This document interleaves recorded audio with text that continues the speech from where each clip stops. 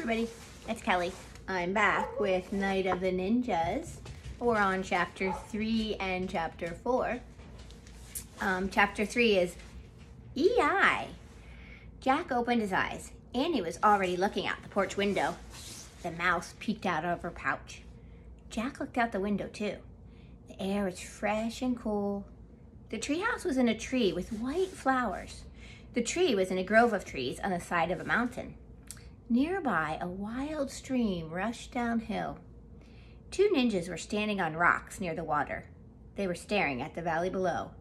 One ninja was really tall. The other was short. They wore black pants and shirts. They had black scarves around their head and swords strapped to their backs. It was exactly like the picture in the book.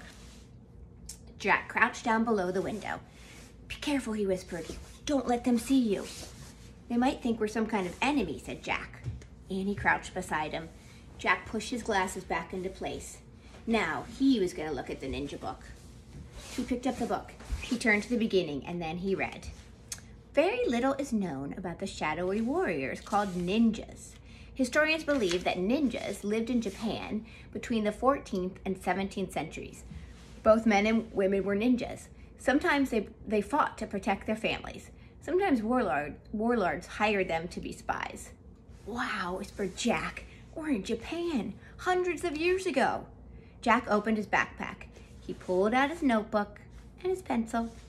He liked to take notes. And he wrote, "Ninjas were warriors in old Japan." "Jack," whispered Annie, "they're looking up. I think they know we're up here." Jack peeked over the windowsill. His eyes met the dark eyes of the tall ninja, looking straight at him. "Yay!" the ninja cried. He dashed toward the tree. The other ninja followed. "Oh no," said Annie. "We've got to go," said Jack. "Where's the Pennsylvania book?" He and Annie looked wildly about the treehouse. Where was it? But where was the book about Pennsylvania? It had the picture of Frog Creek Woods in it. Jack and Annie couldn't get home without it. "It's not anywhere," cried Annie.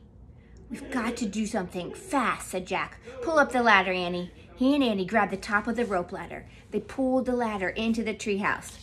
But the tall ninja leaped at the tree trunk. Then he started climbing up the tree. The short ninja followed. They climbed just like cats. Jack and Annie huddled in a corner. The ninjas climbed into the treehouse. Neither one of them made a sound.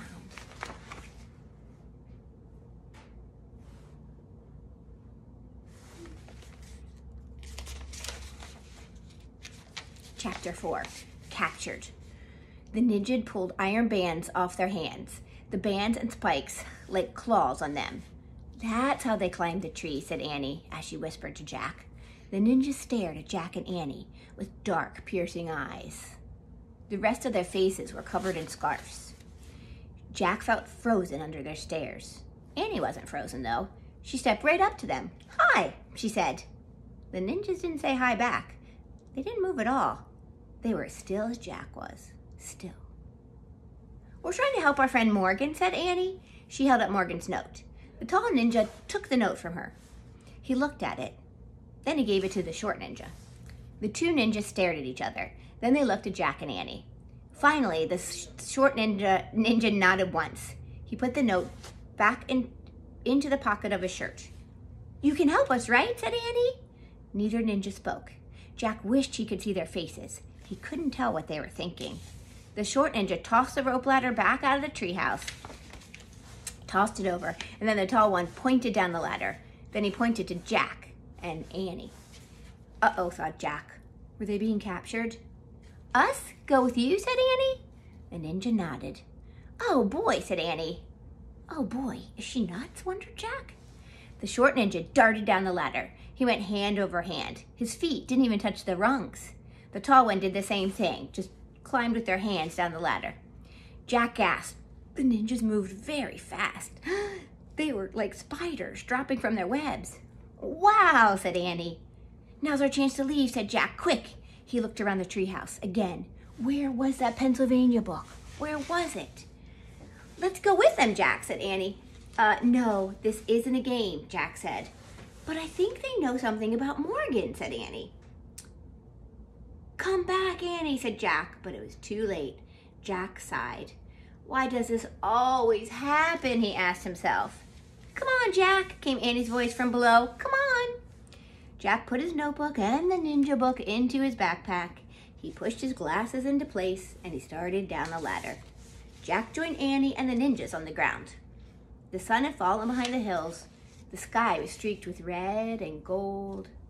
The mouse peeked out from Annie's sweatshirt pouch. Don't be scared, Peanut, Annie whispered. We'll take care of you. Don't worry. Great, thought Jack, but who's going to take care of us? The short ninja held Jack's arm in one hand and Annie's arm in the other. He led them through the twilight. The tall ninja walked behind them. Where are we going? Said Jack. The ninja stopped near the rushing water of the wide stream. The water roared as it raced downhill. The short ninja looked at Jack and Annie. He let go of their arms. Then he pushed them towards the stream. You want us to cross it? Said Annie. The ninja nodded. Then he and the short ninja stepped into the wild stream. They started wading across the river. Let's run back to the treehouse, said Jack. No, we have to follow them, said Annie, for Morgan's sake. Jack took a deep breath. She was right. Annie grabbed Jack's hand and together they stepped into the water. Yikes! They both screamed and jumped out. It was the coldest water Jack had ever felt. It was colder than ice. It was so cold, it felt like fire. I can't go back in, said Annie, shivering. I'm just too cold. Me neither, said Jack. I'll have a heart attack. The ninjas looked at Jack and Annie. Then they turned around and came back. The tall ninja grabbed Jack. Help, cried Jack. But the ninja lifted Jack high into the air and put him on his shoulder. And then the short ninja put Annie on his shoulder. Then the two ninjas stepped into the stream again. The icy wild water swirled around them. It went up the short ninja's waist, but the ninjas moved through the stream as calmly as two sailing ships. All right, that was chapter 3 and 4, and I'll read 5 and 6 and 7 and 8 in a little bit. Okay, hope you enjoyed it.